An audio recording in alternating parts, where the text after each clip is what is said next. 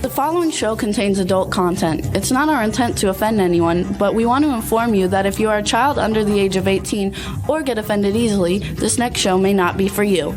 The content, opinions, and subject matter of these shows are solely the choice of your show hosts and their guests, and not those of the Entertainment Network or any affiliated stations. Any comments or inquiries should be directed to those show hosts. Thank you for listening.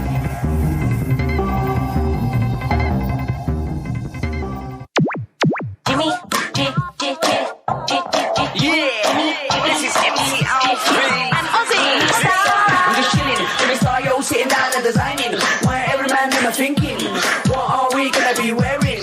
Yo, I'm a Liverpool MC, you can't trust me, big up the girls inside the party, let's get down to crazy Jimmy, big up myself and known as Alfie, the one and only, the Turkish MC. Always love the clothes of Jimmy. British punk, yo, wanna be, Jimmy Star, new celebrity. We'll take you out to Jimmy Star's.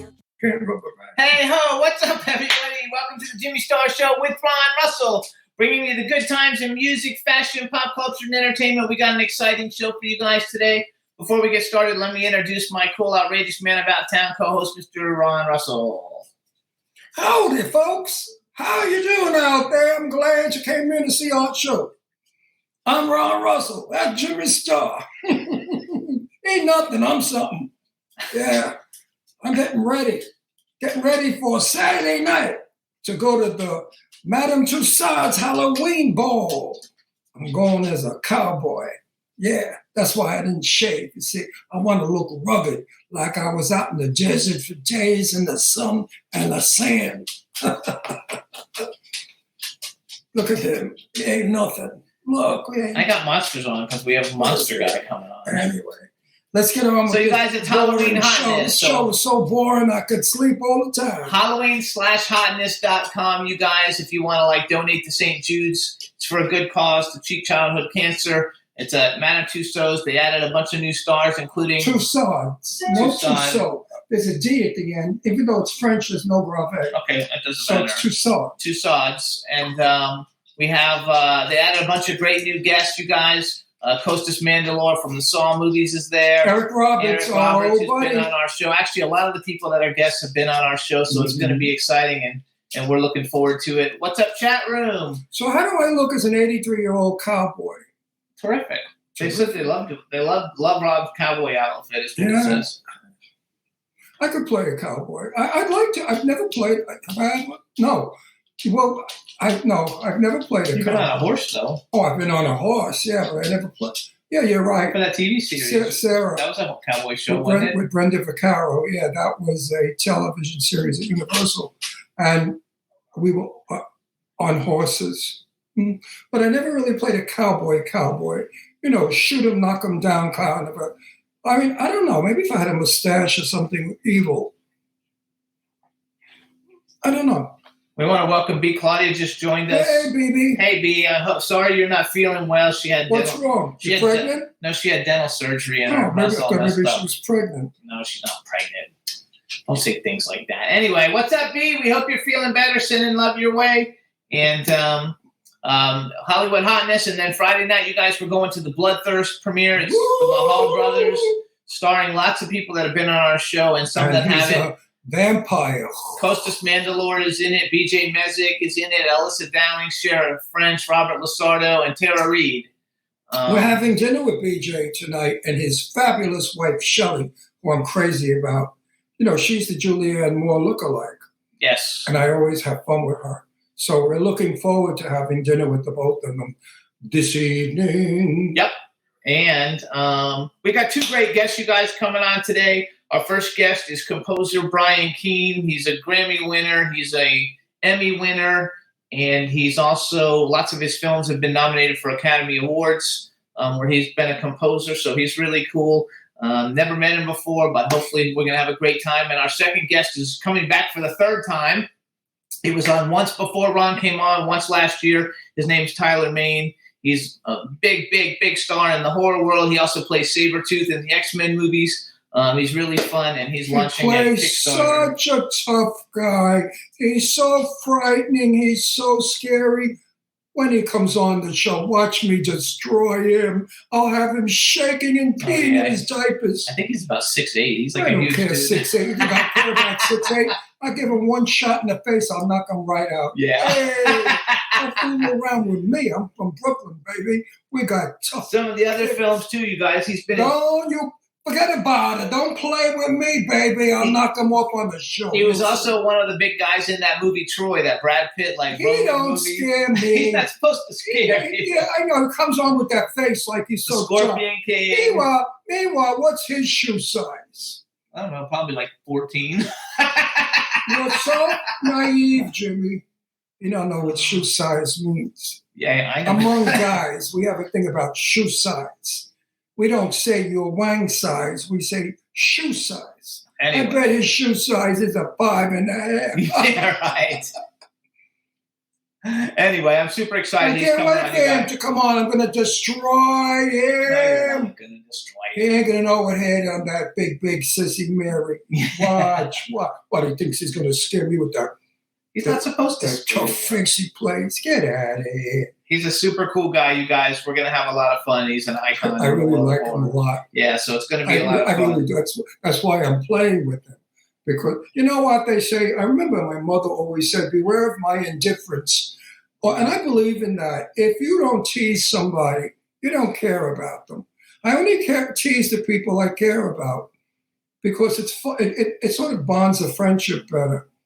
So don't misunderstand when I say these things. I don't mean them, of course. It's all theater. So we also want to say Hub Reynolds joined us. Hey, Hub. How you doing? Hubby, I feel bad for Hub. So sorry about the loss of your cat. He lost his pussy, and it's sad because he really loved that little kitty cat. Now you'll just have to go out and find some other pussy. That's not a nice way to joke about it. I guess I'm I'll not make him laugh. joking. It's a cat. It's a pussy. Yeah. Didn't you ever see Are You Being Served, the English TV show? Well, the woman there used to always talk about her pussy, which was her cat. I think that's And funny. it was a very funny show. Everybody waited for her to make her pussy comments. Of course, dirty minds thought that pussy meant something else. But Hub and I know that I don't have a dirty mind. But Hub, go out and get another pussy. You'll feel better. That's hilarious. I'm serious because God forbid anything ever happened to Astro after I come out of a coma and a stroke and I kill myself, then I would get another one. I like love But it. I couldn't deal with the fact if I ever lost Astro, I'd have to hang myself. But Destro had a little haircut yesterday. We cut the hair on his face yesterday. So I gave him a crew cut. Now he looks like a Marine. he's cute, though. He's adorable. He's so cute. Look at him looking at me. I mentioned his name. Dogs are so smart. But really, Hub, I'm sorry about your cat. I really am, because you really wrote about it like he was your buddy. Absolutely. And it's sad, Hub. But that's what happens with animals. They don't live long enough. You know, I know some people that should drop dead now. They've lived on the planet too long because they're mean, rotten, no good dogs. People, not dogs. And animals should replace those ugly people. Those bad people should drop dead. And animals should replace them with long lives. Because, you know, I always promote rescuing a pet. If you are elderly, alone, and your kids don't call you and friends don't call you, and you're just very sad, I suggest you get down to the pet place and adopt a pet. If you adopt a dog, you will live longer. It's a proven fact, scientific fact. Old people, if they have pets, they live longer because you have somebody to talk to, somebody to hug. And it not like Astro, when I go to bed at night, guess where he is? Curled under my chin. His head is here. And he curls right up under my neck. And I can't sleep if he's not there. I've gotten so used to him being underneath my chin. It's a great comfort to feel that breathing of the dog. And you know what's really cute? He does this, as I do, and then he goes, So we both love each other. So, Adopt a pet, please. They need a good home. And you need to have the love of a pet. So I want to thank everybody for the birthday and anniversary wishes. Everybody commented Yes. about I got the Chucky family. So Yes. now I've got a bunch of Chuckies, but now I have Tiffany and Glenn also. Right. And we had a great birthday, a great anniversary. So thanks, everybody. 10 years married, and none of you listened to me when I said, send me some money to divorce this son of a bitch. But nobody sent any money. So I guess you don't want me to divorce him. So I guess I'll stay married to him. I mean, what am I going to do? At my age, you might go out, look for somebody. Oh, I do have a couple after me. Did you know there's somebody on my Facebook that's crazy about There's me? always somebody on your Facebook No, he's crazy crazy. about He you. wants to go out with me. I said, but I'm with Jimmy. He said, I could change that. I said, I doubt it. He said, yes, give me a chance. Could you believe that at my age? My age? I got some, and the guy is not bad looking. He might be about 45 years old. I want him to know I don't have any money. So if you're looking for an old John to keep you, go with this one. Actually, everybody's talking about their now. Like They what? everybody's talking about their B. Claudia has a cat she got from the shelter, and then Lady Lake is babysitting Gizmo, which is her son's dog. Yeah, you have to adore. Dogs are awesome, and cats are awesome. Listen to me. If you believe in helping, maybe you can't help people because you don't know how, but you could certainly help an animal, a cat, a dog, any kind of an animal. You know, we have taken over their territory. We've built homes and buildings and cities where they used to dwell once. And now those poor things are walking around the streets of New York or LA starving, being abused by sicko people. So if you rescue a pet, you'll protect it, you'll feed it, you'll care for it. And in return, the love you get, oh my God, the love is the biggest love in the world. So I also want to give a shout out to Stefan Bell. Steph. It was his birthday on Friday. Saturday. Mine was Sunday. His was Saturday. I think that's how it went. The only So thing that happy I could birthday, say, Steph. the only thing I could say about Stefan Bell is he has the most incredibly beautiful, wonderful, talented, intelligent, sweet wife who's a nurse. Girlfriend. Oh, she's not married? They're not married. It's his girlfriend. Oh, good for her. Tina, don't marry him. It's not worth it. That's not nice. Well, I mean, I thought that she was stuck already with him. But Tina, you could do really well.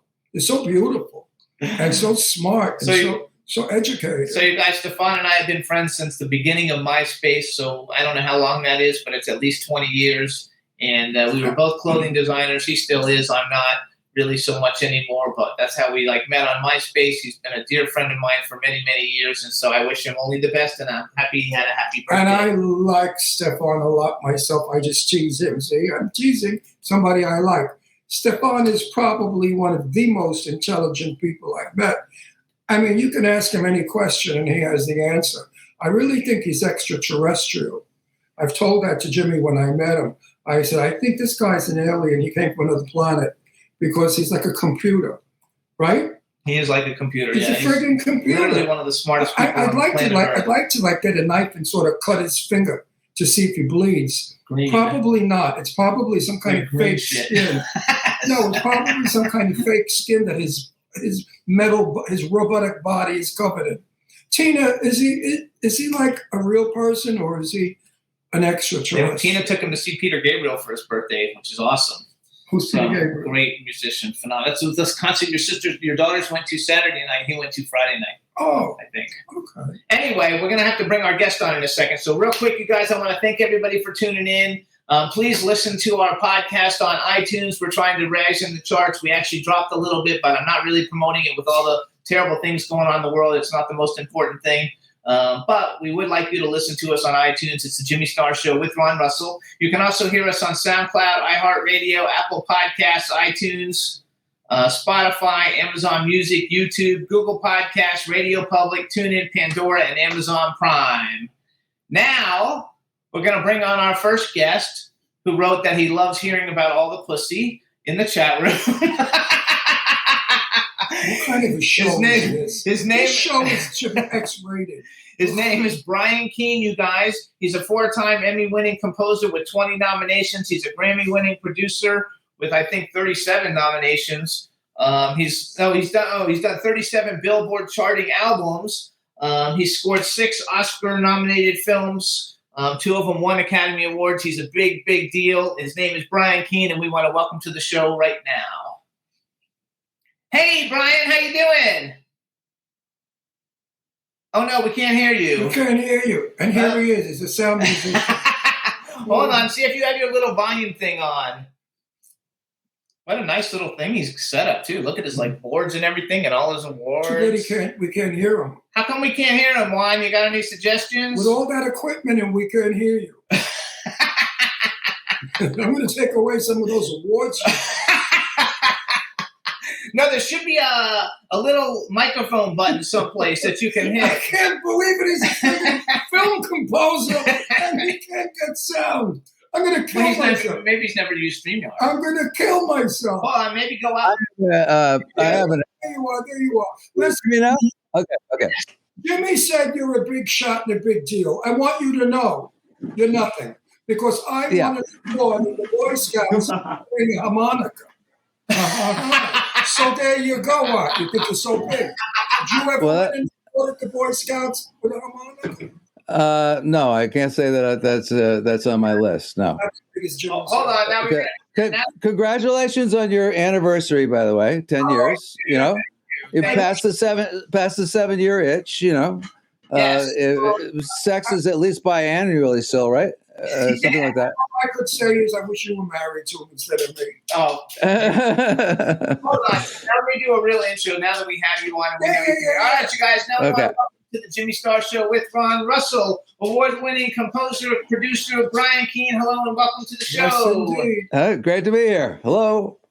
So this is this is Ron Russell. He's my co-host, Cool Outrageous Man. I'm the reason you live. No, okay, go ahead. Say hi. Hi. I didn't know. I figured, sometimes you compose. I know a lot. Jerry Butler, not Jerry Butler, who wrote that wonderful song, is a friend of mine. Jerry Butler. You know Jerry from Evergreen Studios? You don't know? I mean, it sounds familiar, but I don't. Well, I'm old. I forget everybody's name. So he's 83. I'm 83. So back to Jerry. Okay. Butler. Jerry Butler wrote that beautiful song that Lainey Kazan did about growing old. It was a gorgeous song. Anyway, sometimes the composers are stiffs. You know what I mean? They're not very, very fun. And I said to Jimmy, what's this guy going to be like? I mean, is it going to be a downer? And Jimmy said, I don't know. We'll find out. And I'm happy to say you're not, because you played along with me. You're handsome. You have a nice smile. And are you single? Because I have a lot of women out there. Well, no, I'm sort of in a relationship. It's a relationship really going to happen? Or is it just bullshit? I by the way, I'm here courtesy of some help. I've got a assistant here. I'll just go. I heard somebody laughing in the background. That's so funny. That's Jamie. Hey, Jamie, welcome to the show. Jamie hooked up the computer thing. I'm an executive incompetent. Okay, I can't operate any of these machines. I have people come in and work them for me, and I just say, get me an oboe or something like that. Brian, what movie would I know your music from? The most popular movie and the biggest achievement in your music? Well, there's a lot I have a very strange career, I have to say, because I started in about 1980 scoring documentary films. And it was the first documentary that I scored was 1980. And there was no documentary business. There was, about 10 channels on television. And they had a documentary on PBS maybe once a year. And I was doing some bad, vanity demos in a friend's recording studio. And a couple walked in and took care, did a film about taking care of your teeth, the kind of thing they make you watch during recess, when it rains. And, they liked the band I put together for their teeth song. And they did some, Jimmy Buffett type songs of their own, and I produced a band for them. It's about shrimp boats and things like that. And then they were in Key West, and they noticed these scruffy guys coming off of boats. And in those days, the cameras were big, huge things with big reels of film, and they happened to be there to film it. And it turned out to be the Mariel boat lift, and so they didn't know what to do with Cuban music, and I had been working in a duo with Larry Coryell, and I was well versed in the jazz world to the Latin world with Arturo Sandoval, Yamotoro, people like that.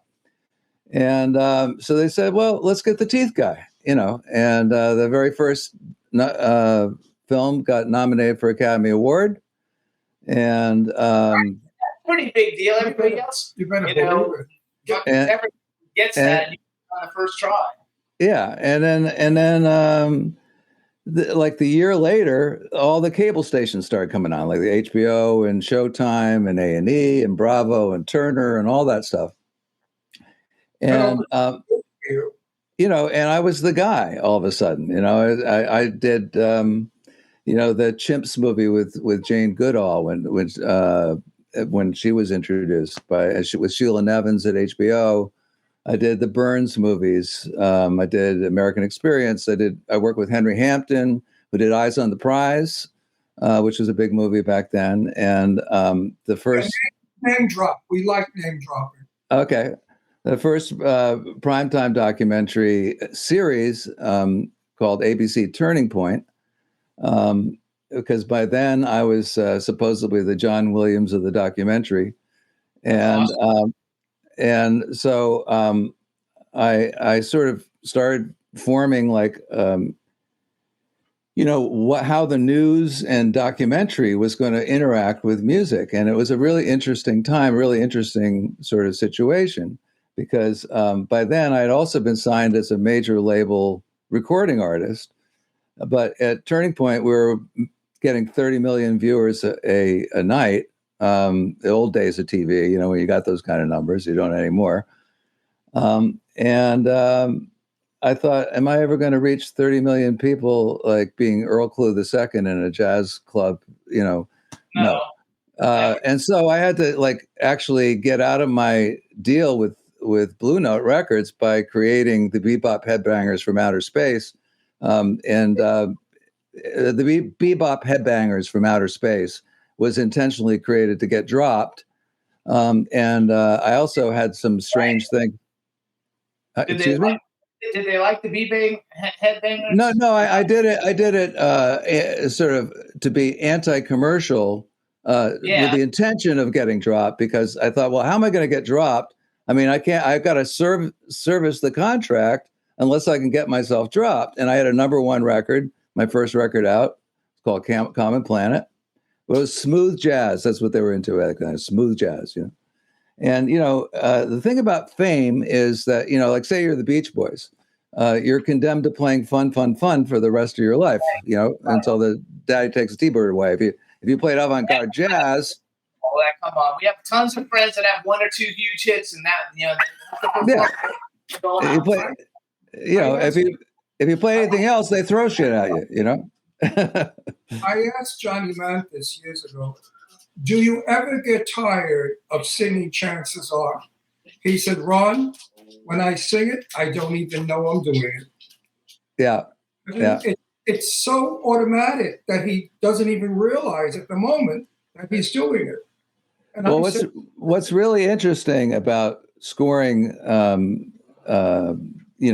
music for television and movies and things like that, is that a lot of people don't know they're being affected by it. I've had people go, "Oh, I love that movie. It was really moving. I didn't realize there was music in it." And music is the most important. Listen, a movie like Love Is a Many Splendid Thing, right? And Three Boys in a Fountain never would have been the films they were if the score wasn't so magnificent. Oh no, the score is instrumental, and the producers and the directors know that, but the public doesn't know it, and that puts you in a sort of interesting position, particularly when you're dealing with reality in news and documentary, because these are real things, right? Real people, real things that are happening, and when the fairness doctrine, do you guys know about the fairness doctrine? I don't even know what that is. Okay, well, that was a law in broadcasting from 1949 until 1987, and Reagan did away with it in '87. And this was right as I was emerging as a documentary composer when this whole field was emerging. And there was a real debate whether there should be music in news and documentary at all, because it affects how people feel. I mean, I can make anybody seem like a hero or a clown, depending upon how I score them, right? And, I have a question for you. Yeah. Lately, some of the movies I have been watching annoy the shit out of me. It's not music. They have this noise now they put in. Clanging, banging, buzzing, humming. What the hell is that?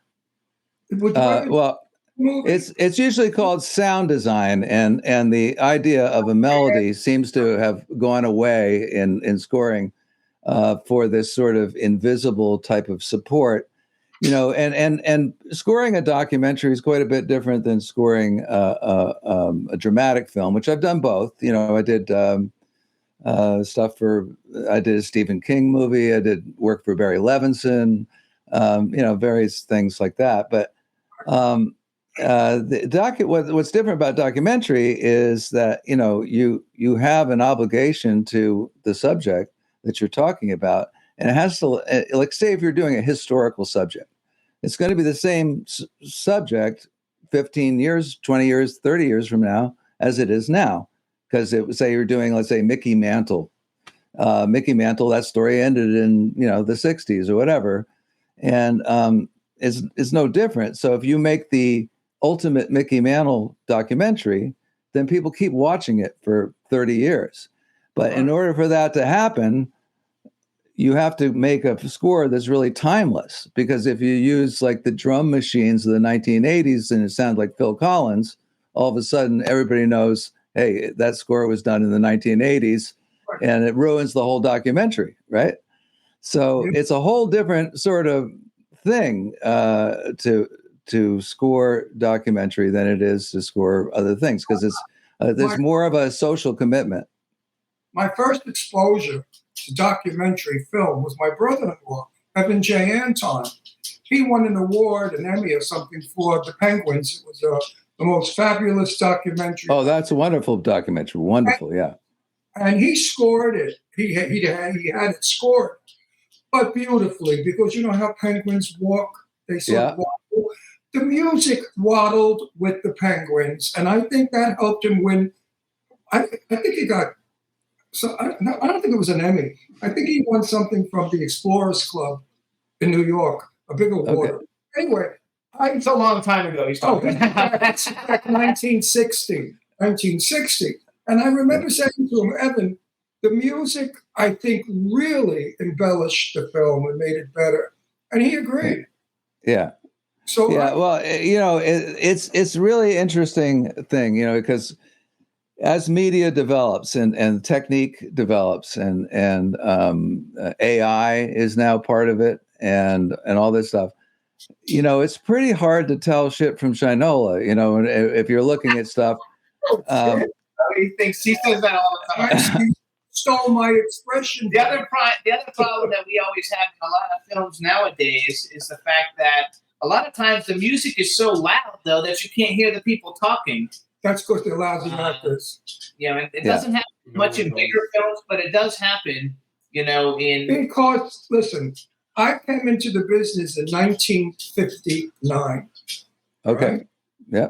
The big cameras, like you said, the set of That Kind of Woman that I was on, my first movie, the lights were burning us. It was so. We were shooting in a railroad station in Long Beach, Long Island, with Sophia Loren and Tab Hunter. And the lights, my God, they were the size of moons. Anyway, I forgot what I was going to say because I'm old, see? What was I understand. I feel great. It was a very important point I was making. I was going for it. When you come back. I'll be damned if I can remember. I want to brag a little. So let me brag. First of all, you guys, if you want to find out more about Brian, you can go to his website, which is briankeanemusic.com. Just make sure you spell Keane correctly, Keane. So you were born in Philadelphia. We actually lived in Doylestown for 5 years. Before we moved out here. My daughter is in Philly right now, in New Hope. She's moving there. She's leaving Palm Springs. She hates Palm Springs. Well, New Hope's in the Delaware Water Gap. It's a little north of, but it's beautiful there. Yeah. You hit that bridge. When I go over that bridge coming in from Jersey to Pennsylvania, and you look down and you see that water and those trees. Oh my God, the desert stinks. We live in the desert, Palm Springs. It is so, it's dead. Everything is dead. You don't see green or Pennsylvania. Well, they didn't do the proper raking job, and then those space lasers came, and it just ruined this. Well, the dust comes in your house. You want to kill. Okay, so Pennsylvania. I'm a New Yorker from Brooklyn, actually, and I find Pennsylvania to be probably one of, if not the most beautiful state in the United States, and it's never been called that. But it's a beautiful. Well, of course, around Philadelphia, you got all those stone farm buildings and the windy streets. It's really beautiful there. Charming. I enjoyed all the way up the river. I wanted to build a house. I told Jimmy all the way up the river, all the way. And the town was called, I forgot, but it's all the way up. It's a big town, famous town, and of course we moved here because of business. But anyway, I want to brag. Actually, first of all, we have a chat room full of people, and they're all like writing stuff. And normally, at the beginning of the show, we have our guests say hello to everybody in the chat room. We skip that. Okay. In the chat room, because they're all loving you. Say hi to everybody in the chat room. Hello, everybody in the chat room. That's great. Hi, chat. Hi, chat. All right, so that's Jamie. There's some bragging, you guys. This is what I took off your website. So if something is wrong, I think I got it all on your website. 4-time Emmy-winning composer with 20 nominations, Grammy-winning producer with 37 Billboard charting albums, scored 6 Oscar-nominated films, 2 of them won Academy Awards, scored 9 Peabody Award-winning films. You got inducted into the New England Music Hall of Fame in 2021. I also wrote 2020 recipient of the New York Festival's Grand Award, but I know what all the other ones are. I don't actually know what that is. Well, hold it.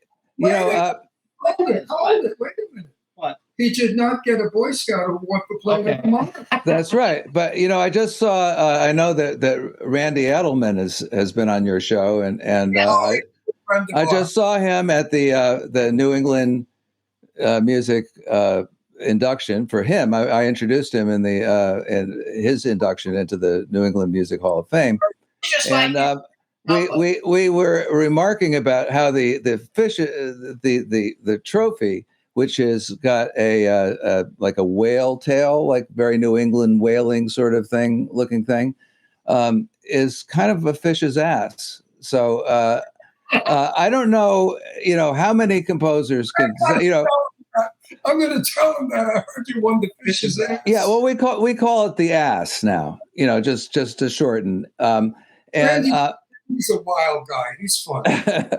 Crazy. So we neither of us got inducted into the Polka Hall of Fame, so this will have to do. But we had the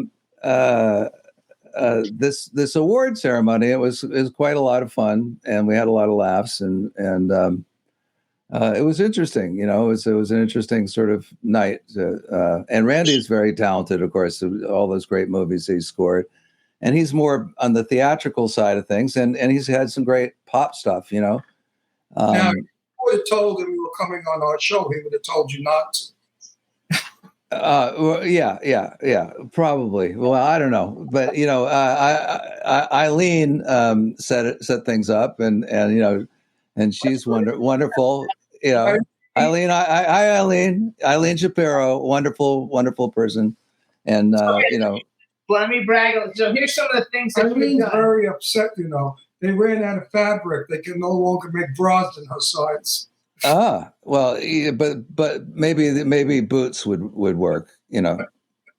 So hang on. Eileen is Jimmy's partner. He's like a sister to me. I love Eileen. So one of the things I want to do. Nice people. So you scored a TV show. You did the opening theme for it, and I've never seen the show, but I read all about it. The name of the show was Copper, and it was set What is Copper. Copper. Not Topper. Topper was our era, but no, it was Copper. like the metal, copper. Right, and Yeah. it was made for BBC He has a America. speech impediment. It's called gay.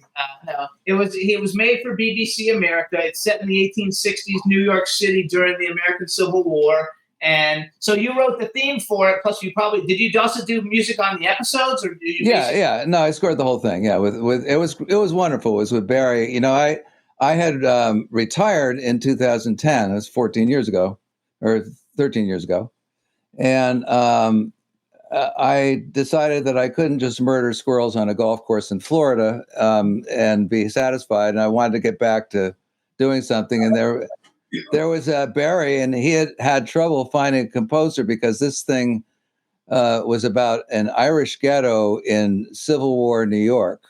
And I had scored Civil War, and I'd scored The Long Journey Home, won a Grammy for that with the Irish in America. And I had scored New York, the documentary, which was really interesting. And, you know, that is a sort of an ongoing documentary. And so he had me score this thing, and it was a great opportunity. We had a bunch of Irish musicians, which, you know, it's hard to get the budget for live musicians now in television. It used to be that, you know, I had a whole bunch of people in, but now it's like, you know, it's computers, you know, and kids kids with computers in their mom's basements is basically scoring it. Do they have studio musicians anymore? Yes, they do. In my neck of the woods, I'm in Connecticut, and we use Broadway musicians mostly because they are allowed to sub. You know, so the guys who play the dead white guy stuff, you know, they have to, they're on a salary. They've got to be, you know, at rehearsal all the time, and they have to play nothing but Mozart and whatever, you know. So over time, they kind of like atrophy in those places. And the Broadway guys, they can sub 50% of the time. And so they're the ones, if like, you know, Barbara Streisand comes to Madison Square Garden, needs an orchestra, it's the Broadway guys that are getting that gig. And they're doing a lot of the recording for various types of recording. So they're great readers. They're really versatile. You know, they're great people to work with. So what I did is I found it on YouTube and I sent it to our engineer. It's really short, but it's the opening credits of Copper. So what I want to do so people can hear it is you just say what it is, like who you are and what it is, and then we're going to play it and we'll be right back. I think so. I think they may kick it off. That will be all right. The communists are taking over. Did you know that? Yeah, well, I have an answer though for myself, and I'll talk about that. No, I'm a proud communist myself. Hey, Brian, this is not a communist move. You composed it. You manufactured it. You did it. It's yours. But we're not allowed to play it with your permission. And now you tell me that's bullshit, that they have that kind of hold on us to stop us the freedom of giving your product promotion. Yeah, you can play any number of things on mine because, and that's a very interesting subject, maybe too involved for this, but I've be bringing it no, up. I bring it up because I hate them. I know. It is, you know, it's a predatory environment. You know, the entertainment business. It's, you know, It is called, I think George Burns said it best: is that the most important thing in this business is sincerity. Once you can fake that, you got it made. But I think that this is a conversation. you want to do this, okay? I want to play it. You want to play? He wants to play the thing. Go ahead. Intelligent people, that maybe 3 or 4 that watch our show, that might want to get involved with that because it's called. It's what is the word? It's called. He doesn't own the rights to the music because it's on the TV show. I actually do own the rights to some of these. We had a couple of really big singers come on. Which pissed me off. They did video and then they shut us down because we played it. You know why? Okay. Because we go out to 5 million. Right now, 5 million people will get this show all over the world. That's how we transmit. We're the number one bullshit show, in case you didn't know it. And people were coming in to listen to this one performer. And here we built it up like Barbara Streisand, and she's going to sing Evergreen, blah, blah, blah. And suddenly it's gone. So we look like schmucks. I mean, they say, what's wrong? Yeah, they took it out later, right? Yeah. Sorry. No, they stopped us in the middle. We've got to They stop. stopped us in the middle. We've got to stop censoring. Anyway, Censoring is not good for our business. you go ahead and announce it. This is your theme from Copper. Juan, you play the video and you hang on because we're going to be right back. This is from Copper, my theme from Copper, Barry Levinson's Copper, and that's what it is, the theme. And we got Emmy nomination on it. Yay! Good.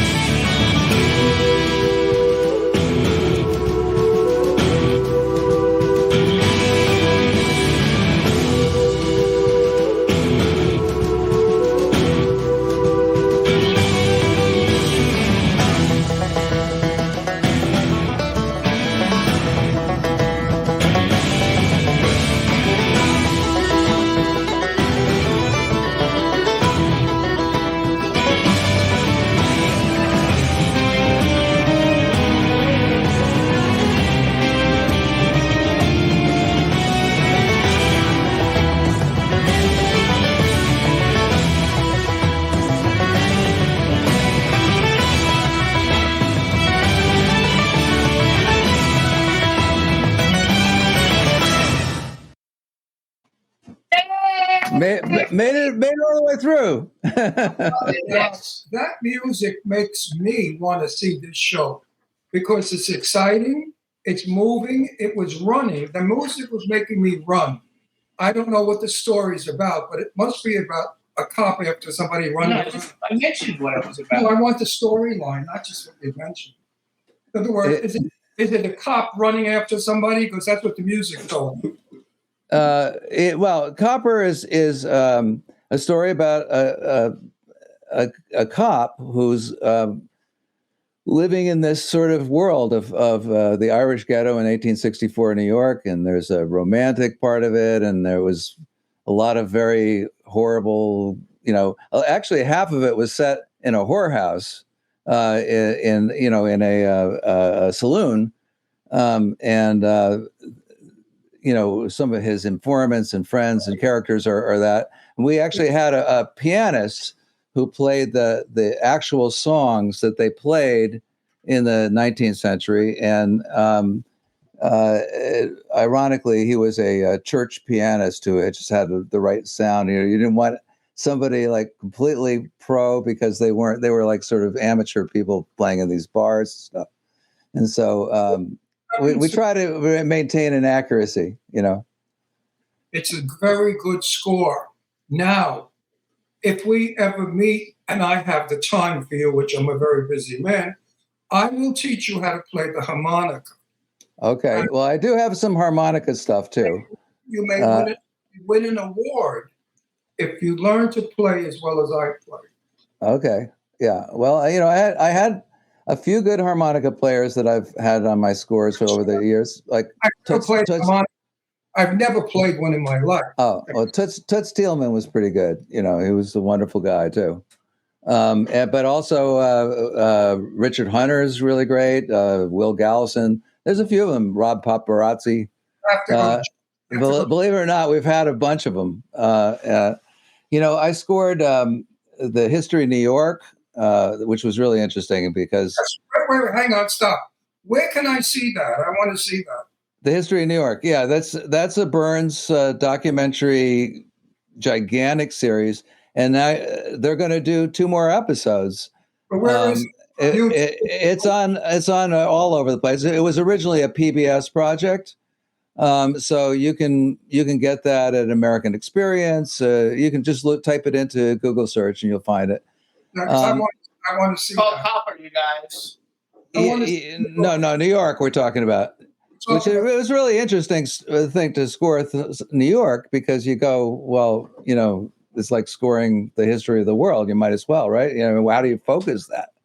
And No, I'm interested in seeing, because I'm such a devout New Yorker. I miss right. And this is what here's what's so interesting about it is that, the New York is a diverse, amazing place. How do you focus on it? And when I walked into the edit room, they were using Gershwin's Rhapsody in Blue.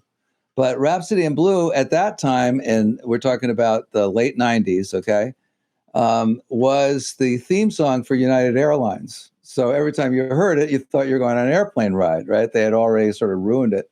And it's been done times, the Rhapsody. Yeah. So they said, okay, here's what we want you to do. We want you to write a Rhapsody in Blue, but we want it to work for the Dutch in the 1600s and still work for the Puerto Ricans coming in the 1950s. And I said, are you out of your fucking mind? So I was like, it was absolutely important. And then it occurred to me that there was a solution, that all these people, whether it was the Dutch or the Puerto Ricans or whatever, they all came to New York looking to find a home in which they could reinvent themselves. And that's a powerful human yearning that, damn, if it didn't connect the whole thing, connected the whole series, that yearning that has always been part of New York. It's not something new. It's something that was there for the Dutch. And I grew up in time. Those are my growing up days. And you grew up with the Dutch? No, but I married. My ex-wife was Dutch. No, but I grew up in the 50s with the Puerto Ricans. And I have many, many Puerto Rican friends who I still have and I love. But I watched them assimilate. They came here from Puerto Rico a little too gold blame, a little too gold tooth, a little too Puerto Rican, Now they are the chicest people in New York City. My Puerto Rican friends dress beautifully, better than most. Yes. And the women are absolutely stunning looking now. They've assimilated. They became more Americanized. And that's what we have to do now with all these new people coming in illegally. They've got to learn to assimilate and become Americans. We don't, like right now in Palm Springs, it's a disgrace. Palm Springs has turned to crap. Every street corner now has tents with people selling food, like Tijuana. It's not right. It's against the Board of Health. It just ruins Palm Springs. Like outside your $5 million house. Yeah. I mean, it's terrible. If it's not the homeless with their push carts laying in the street in stool vomiting, or the Hispanics now that have How do come we get from. on this conversation? I'm political sometimes. I want people. Listen, our show is about the truth, Jimmy. That's why we're number one. Because we don't fuck around here. All right. I say what I like. They don't like it. Kick me off the air. Palm Springs used to be known for the movie stars, the glamour, and the beauty. It no longer is. I don't know who they are, have taken it over. It's no longer spoken in English. It's no longer run like America anymore. It's like I'm in Tijuana, and I'm not lying. I think the whole disingenuous thing about the whole illegal immigrant sort of thing is that they could fix it like without any walls, without anything. And that's just by cracking down on those people who are hiring illegal immigrants. That's true. They never do that, which means that they're not really genuine, but they're just using it as a political device, Listen, I'm not lying to you. They put up a huge tent with light bulbs. They have a generator and a thing to cook. And they're cooking food. And it's cash only. They're not paying taxes. I pay taxes. The restaurants I go to pay a fortune in taxes. These people are making illegal money, not paying taxes, And our democratic government is looking the other way. Now, years ago, Board of Health would have closed them down, and the IRS would have got them for non-payment of taxes. So what has happened is these people who have come here are getting treatment that we did not get, and we do not get, and I resent it. And you out there, if you don't like it, don't watch the show. Yeah, I agree that illegal immigrants shouldn't be coddled by the government. But I also think that if you're going to crack down on illegal immigrants, you're not really genuine unless you crack down on those people employing them, like the ones who work in the Mar-a-Lago kitchen. So I think that when you if you have a situation like that, you got to. I don't know. My whole business of news and documentary and stuff, and the business of creating music is all about truth. It's all about emotional. What music, enduring music, is really what's really great about enduring music is it's this emotional truth, and that emotional truth works the same way no matter who the character is. Interestingly enough, so that if I do sort of a moving piece of music, and I put it behind, one character, I can take that same piece of music and put it behind another character, and they will appear moving. And when you realize the power of that, and of course directors and producers do, then the potential to use that is, say, for somebody who just takes the highest bidder and does whatever they ask is like is actually potentially very detrimental to the world, to society, and so I think that I don't see diversity, and I do not see equality. They speak of it, but I don't see it. Right. Because what I have to do to live on this planet, most don't have to do. Okay? They're given. That's not fair. My father came here from Italy illegally. My father jumped ship. Okay? Changed his name so he wouldn't get caught. Right. Went to work. He went to work as a house painter. And he assimilated to being an American. And he married my mother, who was an American, and automatically became an American. And he was a proud American. And he never spoke Italian in public, only in the house with my mother when they didn't want me to know what they were saying, but I understood Italian. After a while, you learn. My father was so stupid, he thought that I wasn't going to learn the words. So this is all I say is, welcome to America. We don't say, no, don't come here. But when you come here, do what we do. We have formed a system for so many years in this country, a style of dress, a mentality, a way of behaving. Do it. Because if you don't, you're going to lose. You can't bring your country to our country and expect us to become your country. It'll never happen. Well, it's interesting. One of the things in the update of New York is that, they used to have Chinatown and Little Italy and Harlem and all these ethnic neighborhoods, right? All over New York. But it's all homogenized now. And it's homogenized based upon economic status, of course. So it's interesting how things change. I mean, we're in a situation. I personally, I'm a squattist, okay, which means I don't know squat in the scheme of things, and I'm pretty sure that nobody else does either. But that's just my own personal philosophy, because I look at those pictures they have of Earth from far away in space. And I see this little blue dot in a vast sea of nothingness. And it's been circling endlessly around one in some 20 trillion stars for its entire existence. So I kind of think that, all this, fame stuff and all the sort of grandiosity of what people think they know and how they're so much better than somebody else. It's kind of delusion. No one is better than anyone else. You know why? We're all in the morning they all sit on the same throne. Yeah. but more importantly, we all get to have this existence that's so unbelievably unlikely. Just sperm odds alone in the age of porn. I mean, but the existence that we have.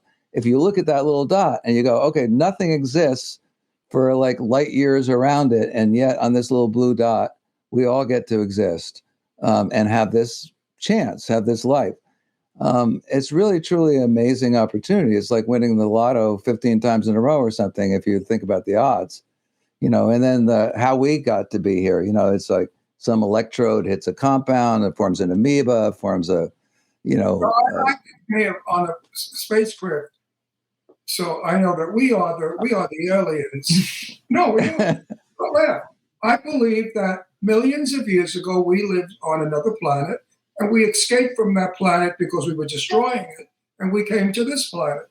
And many people believe that. Hey, if you could believe that Jesus Christ, a man, is the Son of God, and he did all these miracles, then why can't you believe in an alien? The stories are just as fantastic. Well, as I said, I'm a squattist, so every theory is of equal value as far as I'm concerned. Because I need to talk. You could talk.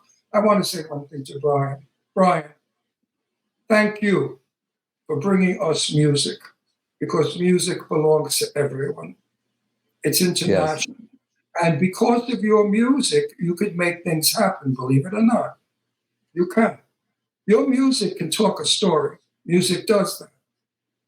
Because certain politicians, when they're on television, they play ugly music to get people to dislike them, or they play happy. But you know how to do all of that, actually. I do, yeah. You did a documentary on New York, and it's a very important documentary. That's what we talked about before. Where were you, sleeping? I'm bringing it up again. I want to see it. How did we see that? Well, wait, let me say something.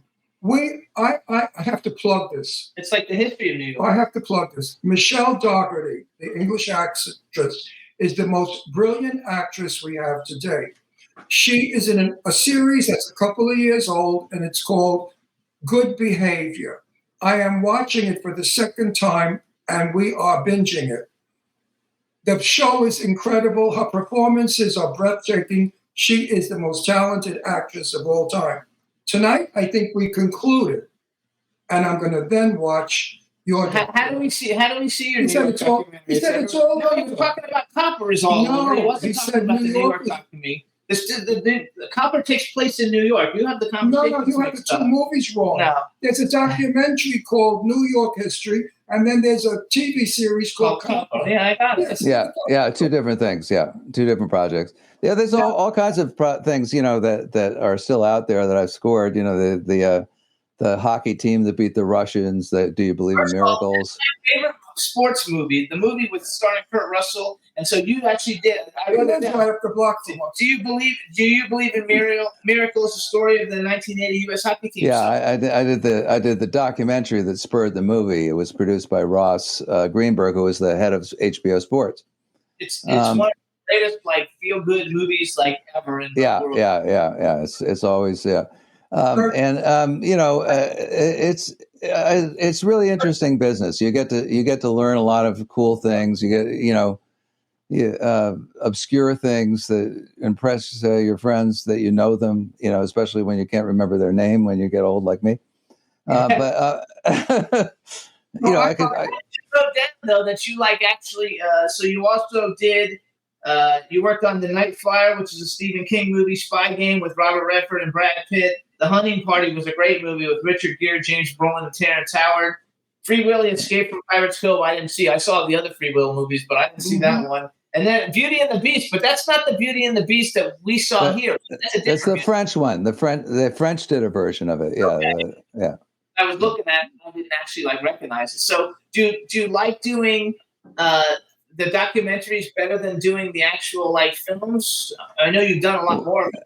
Do you have I think music is a universal language, and I can have fun. I can have fun doing a serious thing. I have a lot of fun doing comedy. I love comedy. What music is sort of a a soul-to-soul communication language that works, even with animals. You have a dog or a cat, and they hang around, listen to the music. It's amazing how communicative it is, and how powerful it really is, and really sort of how incognito it is in a way too, because when we were young, music was a form of entertainment where you sat around and actually listened to music on giant speakers and maybe smoked too much pot or something like that. But now it's like sort of like a background. It's like a wallpaper, so it's always there. Not going to go, but this brings me back to Johnny Mathis. Yeah. More people got pregnant listening to Johnny Mathis than any other singer, because when Johnny sang of romance, everybody fell in love. And don't you think I have the balls to say this to him? Because I love him. He's a sweetheart of a guy, He's a regular Joe. He's no snob. He's no star. He's like a regular fellow. So I said to him, Johnny, how many women got knocked up because of your music? He said, oh, millions. I said, why is it? He said, because in so much as his music was love, it was sexual. And I said to him, you know what? If you really listen to some of those songs, they are sexual. So to some people it was romance, and some people it was sexual. And that's what you're saying in your music. Everybody gets from your music something different or the same. Well, I have made a science of trying to, and it was really interesting because I started out in like sort of intellectual side of music, with touring with jazz people who were very famous and all that. And what I discovered in doing documentaries and films and stuff, and even in producing records, is that the emotional side of music is every big as a well as the intellectual side of music, if not bigger. And it is this fascinating thing to mine, because you can actually, if you seek emotional truth, you can actually find it and express it in a musical sort of term. And classical music does it. Classical music is a movie. I mean, my father used to make me lie in bed at night. He put the radio on, because that's how old I am, radio. And he put a classical station on. And my father would say, hear the ocean? Listen to the trees. See, there's a bird flying. And he taught me to listen to music. So good music, well-written music, tells the story. Wait, let me just finish because I'm political. A lot of the crap today, like rap. What in the hell is rap? That's not music. That's somebody talking about some bullshit that nobody cares about. All right? Right. Well, I do wonder whether, 50 years from now, I had a high school reunion a few years back, and, the music from our high school reunion were like the Beatles and the Stones and, this kind of thing. And I'm just wondering, 50 years from now, are people going to be, singing along to Wet Ass Pussy? I'm not sure, with that. But at any rate, what I do want to mention that I do have a movie that's premiering soon that was really interesting, and a great, emotional opportunity, which was actually a Holocaust film called Here Lived. And it was about this German artist who made these stones that you put in the streets, because these families never got they never got a grave. They were taken. Are you talking about the tombstones of the Jews? They made sidewalks? On sidewalks. Stolpersteins, so they call them. And it was a German artist whose father was in the SS that came up with this idea. And now there's like over 100,000 of them. And this film follows, their, the personal stories of survivor families, of like people who were smuggled out when they're 4 years old. It's an amazing sort of story, an amazing twist on that same story, And it makes you really feel like you can support something really important. A few years earlier, I did a film about driving while black, and that was when all that, George Floyd and all that stuff was happening, and the history of the mobility tied to slavery and all that stuff is really amazing. I mean, you get to do serious things, and now we have all this problems in the Middle East is the latest thing, and here, I mean, in the 1980s, I got a call to do a film called Suleiman the Magnificent, and I started laughing. I thought it was a Monty Python comedy. That's how much I knew about Suleiman the Magnificent. Who would call himself Suleiman the Magnificent? And I learned that it was, eventually about the Ottoman Empire. So I've done all over the spectrum. Here I'm doing a Holocaust film on one side of the fence, and did the Ottoman Empire on the other. So it's like, Brian, tell me a little bit more about the Holocaust film. Right now, we have like 2 minutes, so we don't have time. Right now, we need to know, because anti-Semitism is the most disgraceful, disgusting, ignorant, stupid fucking thing that exists on our planet. Anti-anybody, race, anti-color, sexuality, any kind of anti is ignorance. It's damaging, it's dangerous. And what's happening now in Israel is disgusting. It is. It's ignoring the gift that we're all given. We're all given this opportunity of existence. And we're never going to have anything bigger than that. I don't know why we're trained in schools, to learn algebra so we can sit in a cubbyhole, figuring out insurance forms or something. We're trained that, status and power and money is the most important thing, but existence is the most important thing, because I mean, it's just logical. What good would the money be if you didn't exist, right?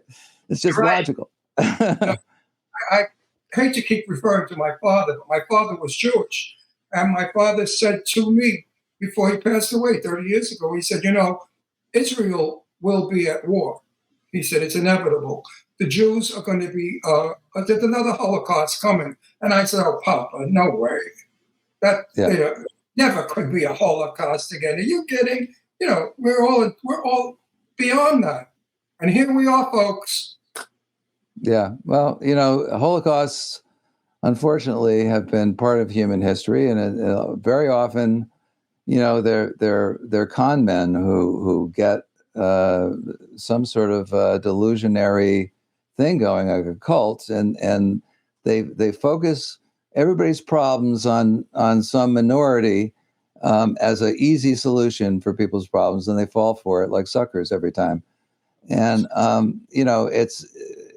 it's really should be made more aware. People should be made more aware of it. I'm very aware of it because I'm scoring stuff, and I see what people are trying to do in the media from the how the sausage is made sort of perspective. And the documentary you're doing, tell us a little bit about we don't have time. We gotta go. Second.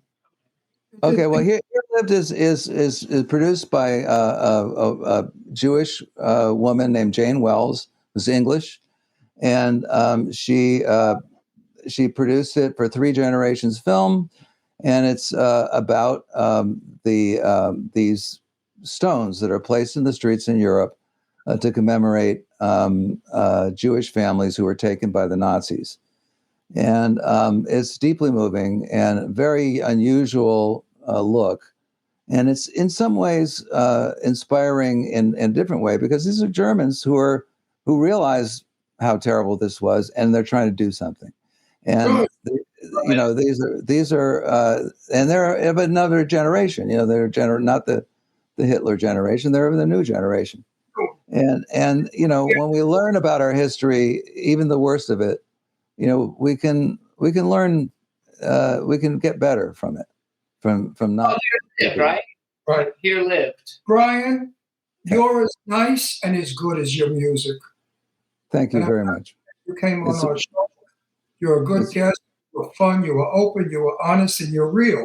And that's the most important thing to be. And you guys can find out more about And Brian listen. by going to BrianKeaneMusic.com. Because I couldn't find you on like Instagram or any social media platforms, right? Basically, it's your website.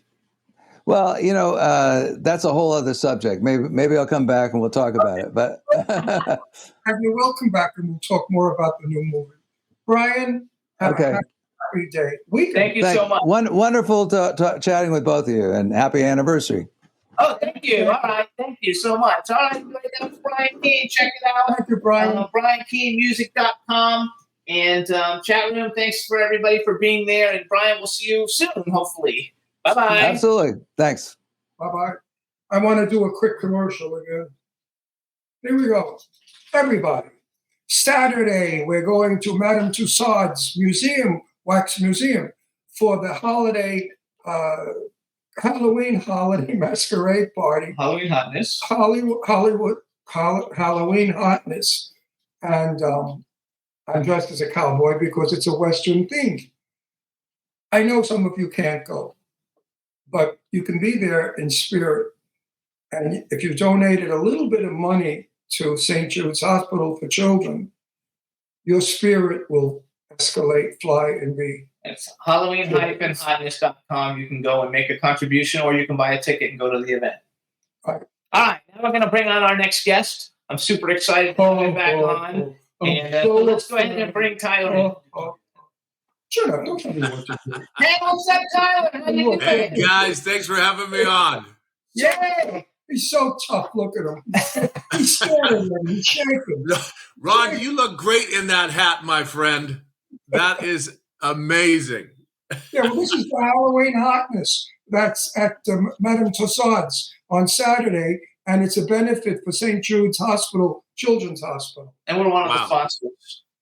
That is amazing, How you guys. been, Hold on, babe? let me do an introduction. All You've right, been out everybody. there. I know, but like for the rest of the world, Fuck you. who don't know him. All right, everybody. Now we want to welcome to the Jimmy Star Show with Ron Russell, the incredibly cool and talented Tyler Main, back for the third time. This is his third time on the show in the last Because 15 we years. like him. And we want to welcome you back. Hello and hello and hello. Yay. Hey. Who are you scaring lately, Big Shot? Huh? Who are you scaring lately? Oh my gosh, I don't know. 'Tis the season, so Michael Myers might have to come out. I don't know. I saw like you were at like the 45 years of Halloween or something. Wasn't that like recently? Yeah, we just had the Halloween 45th, man. There have been a lot of Michael Myers that I just got to meet for the very first time in Pasadena. It was amazing, great time to see everybody, and the franchise has been going strong. So yeah, How many times are you Michael Myers? I know you're at least two. two times, yeah, for the Rob Zombie Halloweens. Yep. Okay, so the first one in Halloween too. Okay. And you really scared the hell out of the public. Well, then I did my job right. Oh no, that character will live on forever. Him and the other one, and Jason. Jason is also. Yeah. We've had every Jason on the show, and we've had many of the Michael Myerses on the show. Tyler, do you go to book signings? I mean, picture signings? Yeah, that's what he just did. Yeah, You I wanna- do. I go to You wanna conventions and promote stuff. one? You want to promote? No, we one? have another one we're going to promote. He's got something new we're getting ready to talk What is he? about. What has he got that he's not telling me? No, we're getting ready to promote something big, you guys. All right, first of all, I want to say, so you guys, let me, first of all, you guys, if you want to follow Tyler on Instagram, he's at the real Tyler Main. And yesterday, Tyler Main, with his group of esteemed, like all these bigwig people in the comic book industry, launched a Kickstarter campaign for a new comic book called The Last Spartan Red Tape. It's by Main Entertainment, which is his What is company. it called? It's called Slowly. Enunciate. Speak English. The Last Spartan, Red Tape. Good. You did And well. Good. and I'm gonna let Tyler tell us a little bit about it. But number one, I want to say you're killing it on Kickstarter, dude. Congratulations. Thank you. Yes, day one we're fully funded and sky's the limit from here. So The Last Spartan Red Tape. Imagine Sons of Anarchy meets The Punisher with a human trafficking storyline.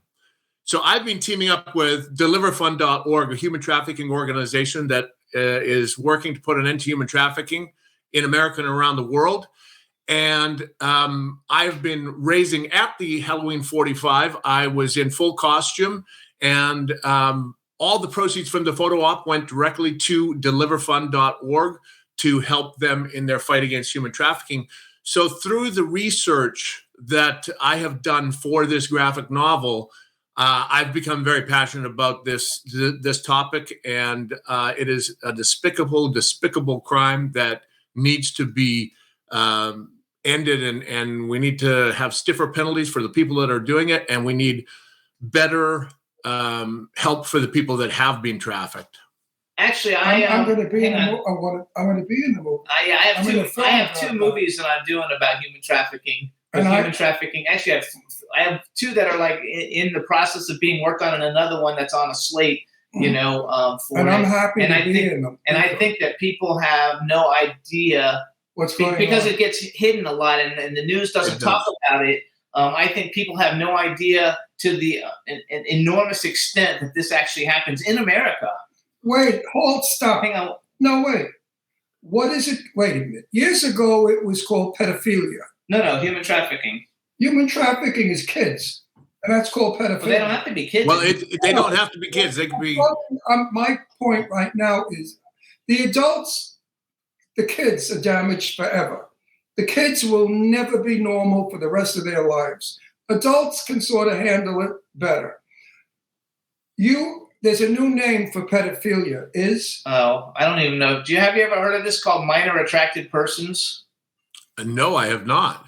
Okay, that's what they're calling pedophiles. They're actually teaching it in schools now, like that. Could you believe it's okay to be a minor attracted person? I see videos on TikTok in schools like all the time. So many crazy people doing it, not like sane people. Right now, there are so many very young children coming to our country illegally, crossing the border and being kidnapped and put into slave stuff.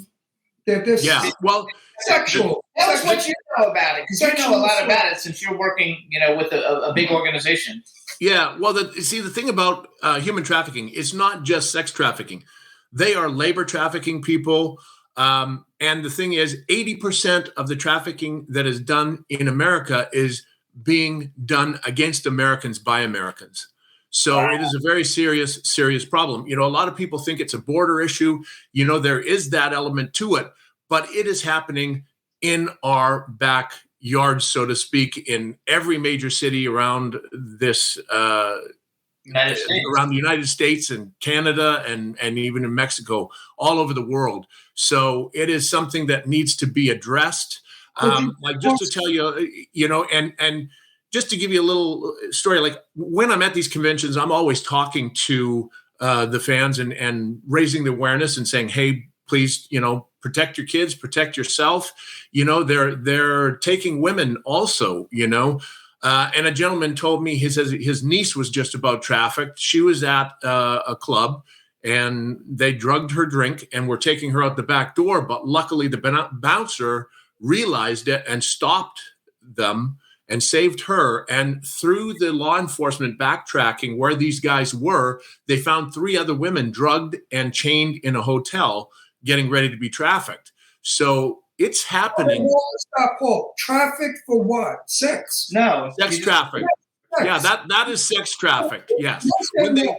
He knows more than you. Shut up. He just told you, though, there'd be work trafficking. Put your finger. No, didn't you say that a second ago? I said, why are they chaining these women? For what reason? That was a sex trafficking situation.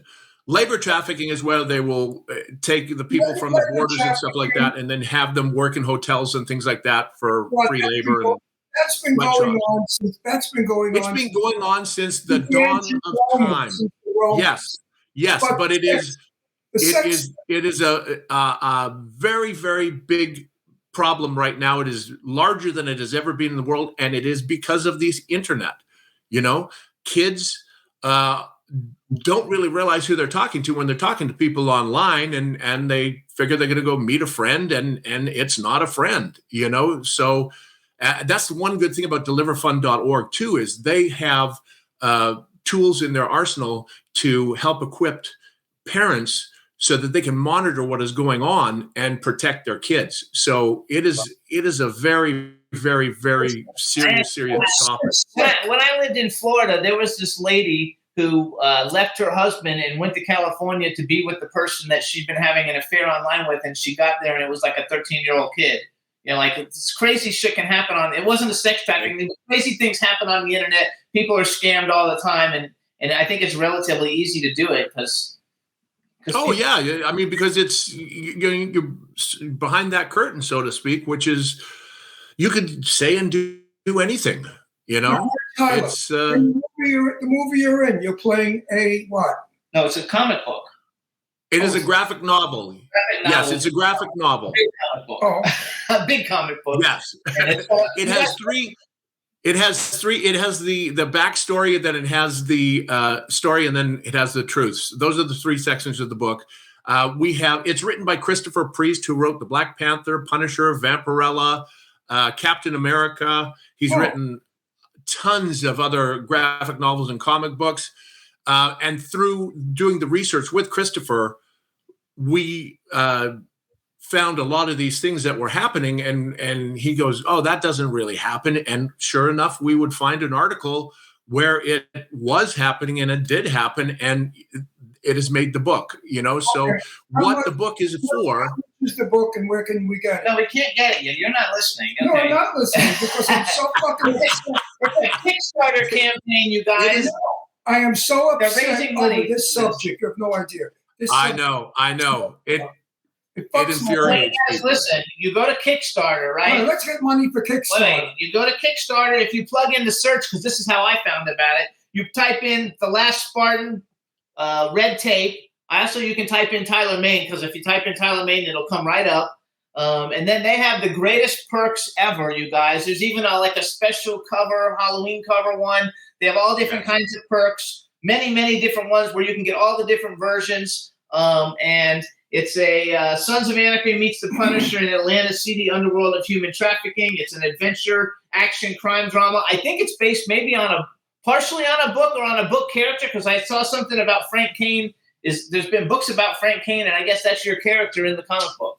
Yeah, it is. It is based off of John Saunders, a good friend of mine's novel that he wrote, and it came across my desk about 15 years ago. And I was wondering what I was going to do with this project. I wanted to make sure that I could do it justice. So we've expanded the role, the world that this is in. So it's making it more modern and more up to date.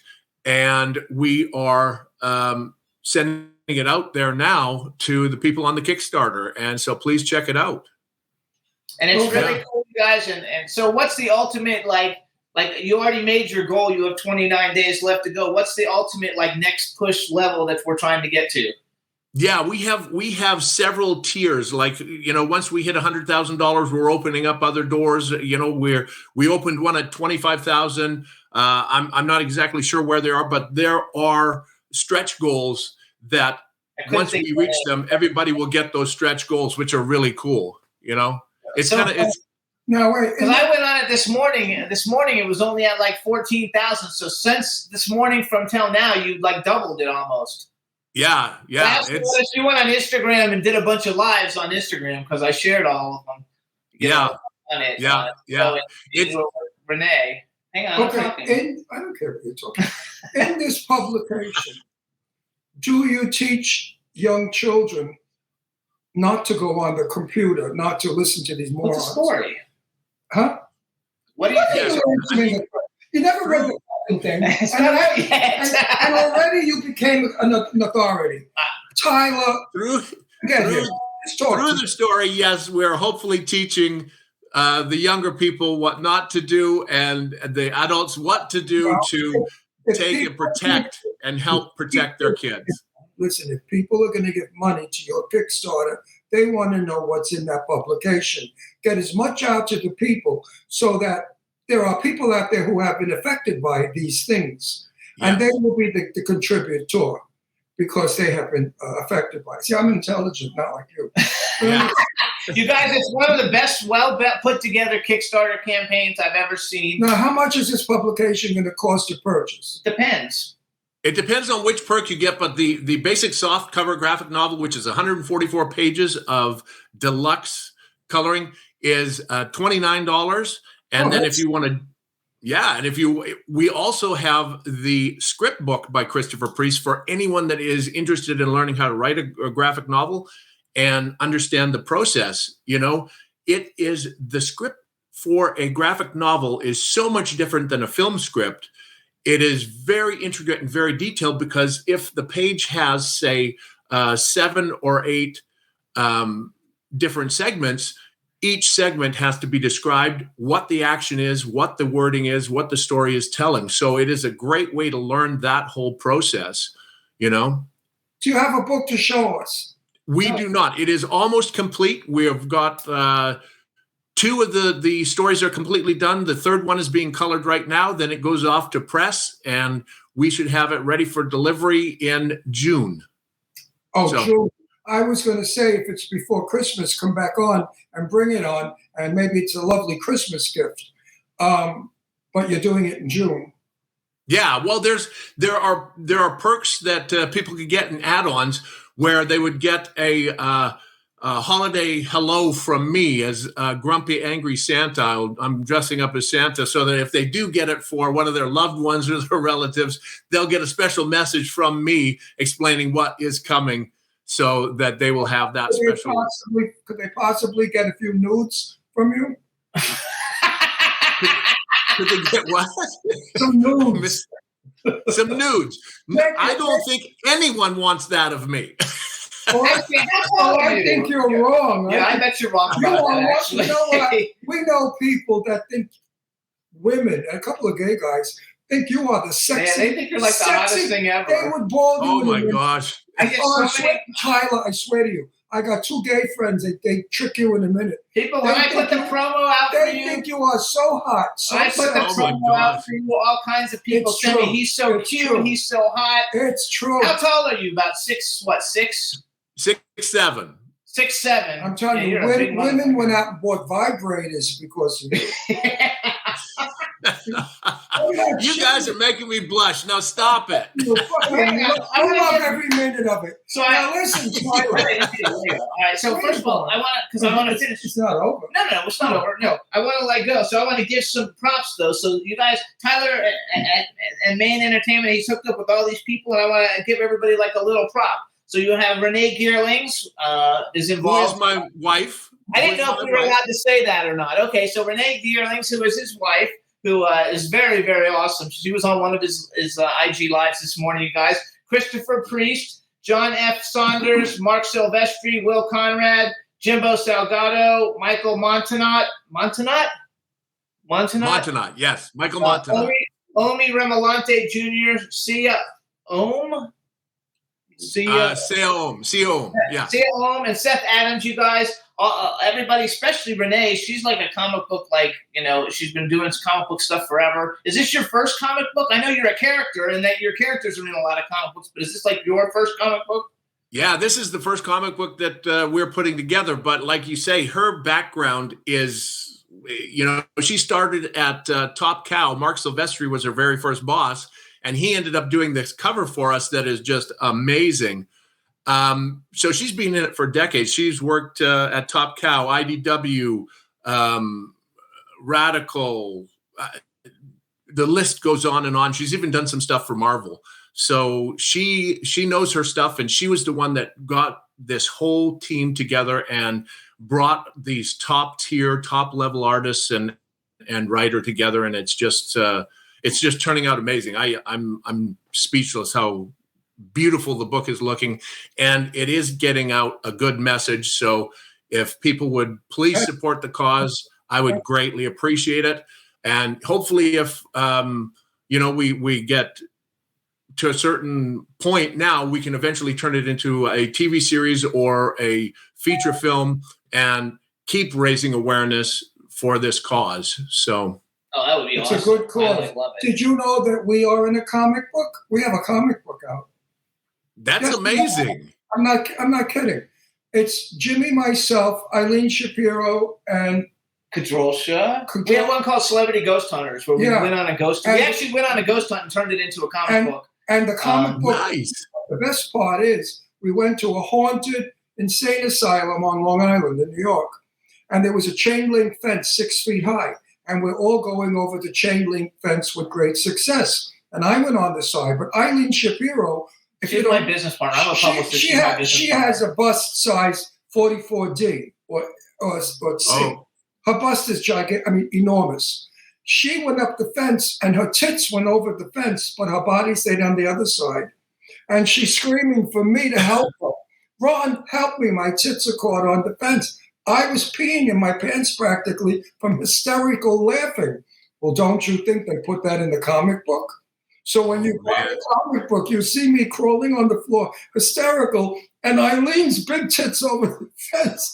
I'm telling you, the comic book is a riot. Look at the guy. We actually, on JimmyStarsWorld.com, we also have, we're in another comic book called Something for Humanity. Yeah. It's a charity comic book Sure. or whatever, and we play ourselves. So actually. I love being in comic Yeah, me books. too. I You love know it. why I love it? Because I'm 83 years old. They make me look 35. There you go. Oh, they make me look, all I am is eyebrows and hair, no wrinkles. I think, wow, isn't that wonderful? No, I like let's do another comic So book. hold on. So You're also, gonna love doing comic books. real quick, I need you to do me a favor. We have a bunch of people in the chat room. Dawn Hinton is telling us to watch Penance Lane, which I have not seen it, but say hi to Dawn because she's like our biggest horror fan. Hey, Dawn, how are ya? Hope you're doing good. How do you And say thank horror? you for the shout out for Penance Lane. There you go. How do you say horror? Horror. Horror. See, he says it like I do. We had a woman guest on who was a scream queen, and Jimmy said she's the biggest whore you ever knew. I didn't know. I said horror. He said she's the Well, biggest that's whore. a different. That's a different. I don't know that. So I had to quickly say he has a Florida accent. The word is horror, not whore. But it's horror when you're from From Florida. in New York. He said it like I said Well, it. he's another Yeah, son. and I'm from Canada, so I don't know. That's Oh, you're from Canada? Where in Canada, Tyler? Where are you from in Canada? I'm from Saskatoon, Saskatchewan. That is right dead center, and it is really, really cold in the winter. Yeah, but beautiful. I've been to Edmonton, Yeah. and Banff. Oh my God, Yeah, Banff is beautiful. Banff has got to be heaven on earth. Yeah, it Never is. seen any. You ever go to Banff, No, Canada? I've never been to We Canada. have to go up there before we move back. Wait, to I have New a York. question for you though. Then, do you know Steve Basic? A guy Steve named Steve Basic. Basic. I think he played the Beast in like in one of the X-Men films where he wasn't in it a whole lot, and then they developed the character in the next one. But he's Yeah, from no, Canada. He's from Canada. I thought you might know him. He's Lot like of- a big lot guy. of- Like No. A lot of actors we know are from Canada. I'd like to work with you one day. I think it'd be fun off the set. We'd have a lot of fun because you're a fun guy. You're a nice guy. We like you, even though you try to scare the shit out of everybody. Make up. Well, that's only when I'm doing those type of films. I know that, but I love I cross over. I do comedy. I do everything. Yeah, but did you see the picture Jimmy put up on Facebook on the internet? Oh my God, that face could scare the hell out of anyone. he's talking about your headshot. He thinks your headshot's scary Oh, because you're not smiling in it like you no, are your now. headshot is like I'm gonna fuck you over. And that's why all the publicity I did for you being on the show was, oh, when I get him, I'm gonna knock him on his ass. He don't scare me, that little runt. He's nothing. And I did the publicity. So everybody said they're gonna watch the show to hear me fight with you. So I gotta do a minute of fighting with you. Listen, you big jerk. You think you're so fucking Hey, hey, yeah, hey! yeah, well, I'm tough. You better just sit back in that chair, little man. You little skinny, Little man. you little skinny runt. You're no good for nothing, little bum. You piece of shit crap pot. I hate you. You think you're scaring me? You're nothing. I heard that you're a hairdresser. Yeah. Well, wait a second. Let's talk about something. That is a bad joke, my friend. That is a bad joke. So I know that you through Main Entertainment, you've done 2 movies. Penance Lane is one of them. I wrote down Yes, and starring you. Compound Fracture is the first one. So we did Compound Fracture was our first film. Penance Lane was the second one. And then now we're doing this graphic novel. So if everybody would jump over to Kickstarter and support, I would greatly appreciate it. Yeah. So tell us, Penance Lane, Tyler Main, John Snyder, Scout, Taylor Compton, Daniel Roebuck, Diamond Dallas Page, which I think he just goes by Dallas Page maybe now. But so to what is Penance Lane about? Penance Lane is about a family or a guy that has people that are doing body harvesting in the basement of their house. So it's along the same sort of lines. You know, there's a horror for you that, you know, but and that's another topic, you know, that people don't realize. Body harvesting. Yeah, I mean, organ harvesting is a big thing. People don't realize that, you know. I mean, there's all kinds of stuff going on in this crazy world we live in. What do you mean? What do they do? I gotta find out about this. What, they kill people and put them in the basement for what reason? Well, no, they'll harvest their organs to sell on the black market. Oh. They keep them in the basement and take out their kidneys and their livers and their hearts and their brains. Well, I hope they never take out my penis because the guy that gets it's going to be so fucking lucky. So you guys can follow Tyler on Instagram. He's at Real Tyler Main. Some of the things that you might have seen Tyler in also, he was Sabretooth in the X-Men, which you were like so good We've never met you in person, have we? No, we have that not. That sucks. We got to really meet it. What are the red carpet? You don't go to red carpets, huh? Yeah, I'm in Atlanta now. You what? He's in Atlanta. I'm based out of Atlanta now. Yeah, I don't give a shit. Hollywood is where you want to go to the red carpets to be seen. Well, that is true. That is true. I got my share of them when I was there. I used to live there for a long time. I moved just before COVID. Actually, we're going. Where are you exactly? Not exactly. I'm just outside of Atlanta, Georgia. Oh. Right by Pinewood Studios, or it's Trilith now, Trilith Studios. Everything is real. Is everything really happening in Atlanta now, like they say? Well, right now with the strike, nothing's happening. But yes, filming is huge here in Georgia because there's great tax incentives and all of that. So yeah, filming is huge here. Marvel. Have you been does a lot of stuff here. DC does a lot of stuff here. A lot of top productions here. Have you been to Tyler's studio yet? I have not been to Tyler's studio, but I have some friends that work there and have worked there. I'm trying to see it. I heard it's a city. It's a world. Yes. It's unbelievable. Actually, we will get to meet you because my whole production crew and team that I work with on like 6 movies, they're all in Atlanta and South Carolina, and we're shooting everything in Atlanta. So, there you go. Yeah. So maybe you'll be in one of them. Put him in one of the movies. Well, it depends. He doesn't exactly fit for the ones that we. He could be in the trafficking movie. He could be in the trafficking movie. I'm playing a tough FBI guy or whatever the fuck I am. But yeah, you could be one. You could be like my. I'm gonna work on some shit because I would love that work with you in something. All he has to make is that evil face. It's wonderful. I know. I like that. Well, like when you get the bad guy, you make that evil. Yeah, face. Exactly. The audience will start doing this, like get him. I could be very evil, as you saw. So when I played whatever I am, detective, FBI, whatever, I play it really mean and rotten. And people. So wait, go back. Tell us what. I didn't know you were in Doom Patrol. I wrote Doom Patrol, Devil's Rejects. Everybody on the planet has seen. Jupiter's Legacy was a great one. Joe Dirt, the Scorpion King. So tell us, what is Compound Fracture about? Compound Fracture is. Boy, we did that so long ago. I forgot what the storyline is for that one. Whew. Are you a bad guy? Are you pretty much all? Well, no, I know in playing for Keane. What was it called? Playing for Keane? Playing with Fire. Playing with Fire. That's a comedy. So that one I know. Yeah, that's a comedy. Yeah. So I do cross the board quite a bit, but people, if they want to see Compound Fracture, can go online. I believe it's on streaming services right now and stuff. So Compound Fracture and Penance Lane are both out there. So please check them out. And then move on to this graphic novel and get your copies for everybody. I think you totally have to make the graphic novel into either a TV series or a film. It will. Like that's that's what we're hoping for, but we have to get the backing behind it. If people back this and help us take this to the real heights that we want to have it at, then proof of concept is there. So Tyler. Oh, yeah, it is. Wait, That's hang on. true. Tyler, I have to satisfy I call them the yentas, the snoopy, nosy people watching our show. He didn't listen to something you said earlier. You'll see now when he asks you this. Go ahead. What? Go ahead. No. Is your wife pretty? How long are you married? And do you have children? My wife is gorgeous. We've been married. We've been together since 2001. We've been married since 2007.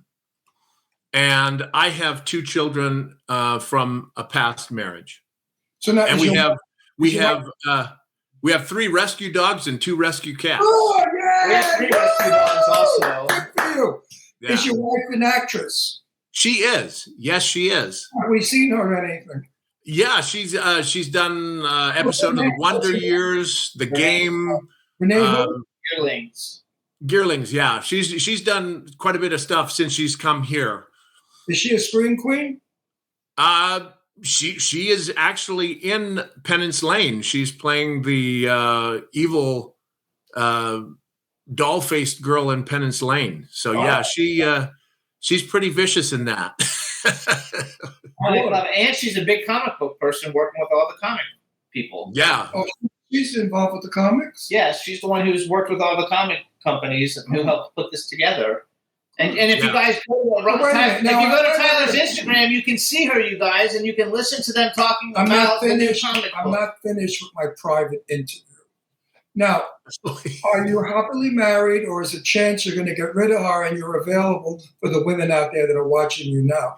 I am so happily married there. She's going nowhere. So the women out there that desire you, it's tough luck. I'm sorry. See that, girl? Ladies, no good. Not going to get them. The marriage is good. Now, the most important question is they want to know your shoe size. 15. A bunch of women just fainted.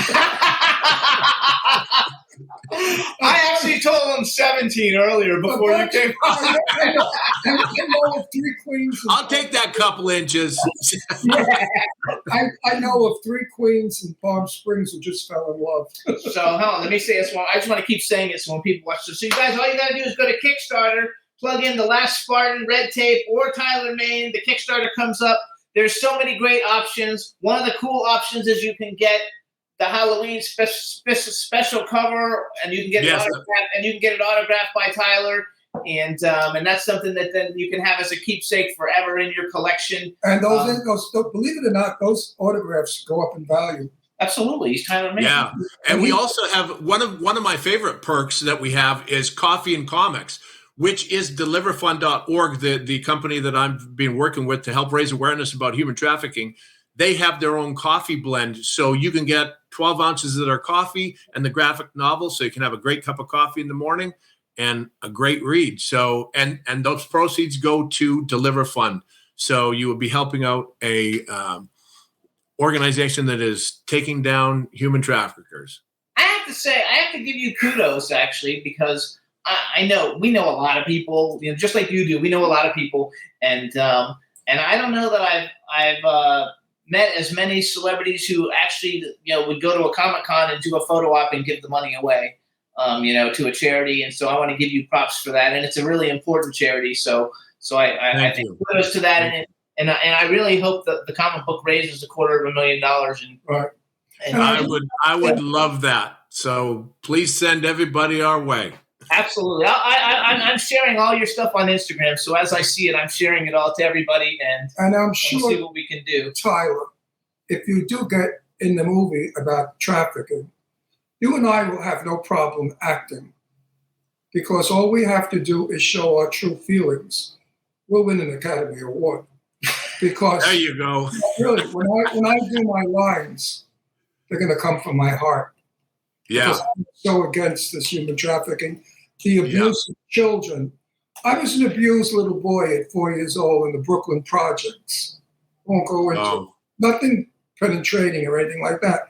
But a porter of the building took me in the basement, made me pull my pants down, and I went upstairs and I told my mother the guy threw water on my coolie.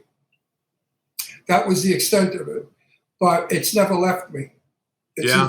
It's interfered with my life still at 83 years old. Right. So the damage done to a child by an adult, my feelings is that adults should be executed because we don't need people like that on this planet. That is true. That is true. The children are emotionally scarred for the rest of their life. The rest of their life. There are organizations out there that help to deal with it, but with my talking to professionals, they say if someone is gone for 72 hours, it's really hard to get them back to their state of mind that they were before. Yeah. There was always that there, and you will always have that scar. But the longer they are trafficked, the longer they are gone, the harder to bring them back is, and that is something serious to consider also. Do you know who Jane Russell was? The movie star Jane Russell. She was my best friend for years. And she told me that most children that are sexually assaulted or whatever become gay. And she said to me, that could very well be why you're gay, because of that experience. I said, if anything, that would make me the opposite of gay, because I was so opposed to it as a 4-year-old child. But when an adult takes a child away from innocence and brings it to that world of perversion, it's despicable. It's a shadow you never leave.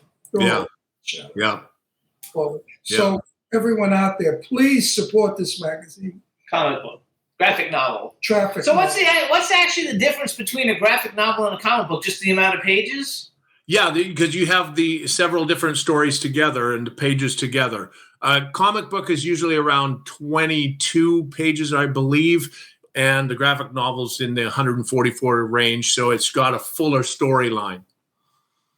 And then will you, after this is all put together, you guys will distribute the comic book to like Barnes and Nobles and all those kinds of places? Well, right now, this is the only place to get it. So please go to the Kickstarter. We don't have plans after that to distribute it at all. You can purchase it in June.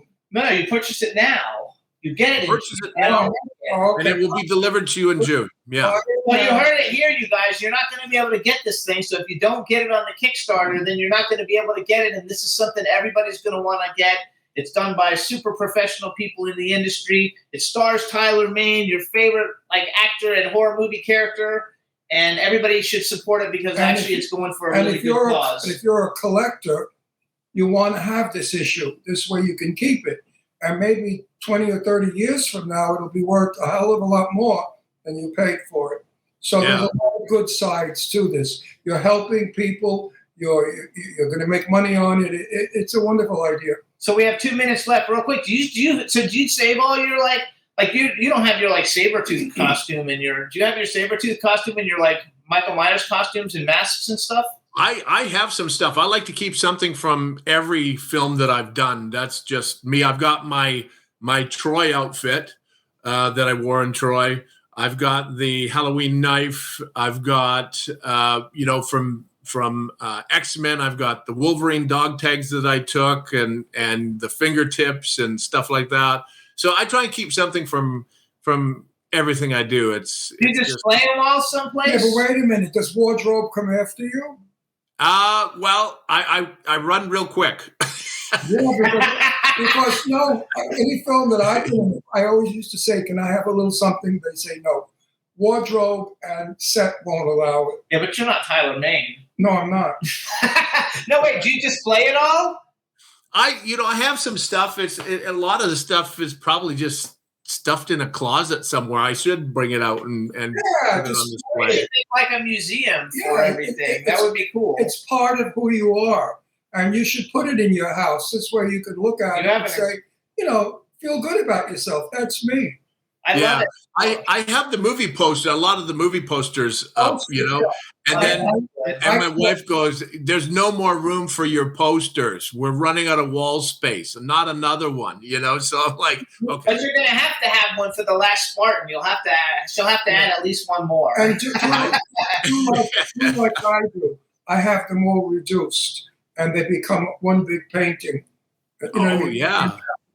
A collage. Collage, yeah. All right, everybody. So we got like 30 seconds left. So please go to Kickstarter, plug in The Last Spartan, Red Tape. Let's make this project go through the roof, starring Tyler Main. You guys, Sons of Anarchy meets the Punisher in Atlanta's underworld of the human trafficking, seedy underworld. It's a collectible item. Please get it. Tyler, I wish you all the best with it, and we hope it knocks it out of the park, and we want to thank you for coming on the show. You're always a great guest, and you're always a lot of fun. And maybe we'll see you in June so we can show the magazine. Yeah, absolutely. There we go. Yeah. Yeah, Right? that would be great. Well, we have a date sometime in June. There we go. We're going to be shooting in Atlanta, so I'm going to send you a Yeah, little message when we we're get there. I'll see you guys then. We're moving to the East Coast in about 6 months. We're moving to Southampton. Oh, Long Island. nice. Yeah. But then we're on the East Coast to work in be up Atlanta. We'll be up and down the East Coast. All right, Yeah. so we're going to go. All right, Tyler, thank you so much. Tyler, Please say thank hello you to your very- wife, and good luck with the project. We wish you all the Thank you best. guys for having me. I appreciate all your support, everybody. And I hope I didn't scare you so much that you won't sleep tonight. I don't know. I'm I a hope I little. didn't scare you so much. I hope not. All right, everybody, we'll see you next week. Bye-bye, Have a baby. great weekend. Thanks, Tyler. Thank Bye. you guys. Yay. Bye-bye. Woo! Good guy. Next. Can turn out to be so wrong. Yeah, we in the mix. Yeah, we in the mix. It's another episode. Here we go. The Jimmy Star Show with Ron Russell. Interviewing the hottest, newest, and truest of today's celebrities. Make sure to subscribe so you can get notified weekly. Jimmy Star, he's the king of cool. Ron Russell, he's a gorgeous dude. Chat room is live and you would be a fool not to vibe with us at the Jimmy Star Show with Ron Russell. Come watch it live on W4CY Radio. Miss some past episodes? Download on iTunes. The Jimmy Star Show with Ron Russell. It's the Jimmy Star Show with Ron Russell.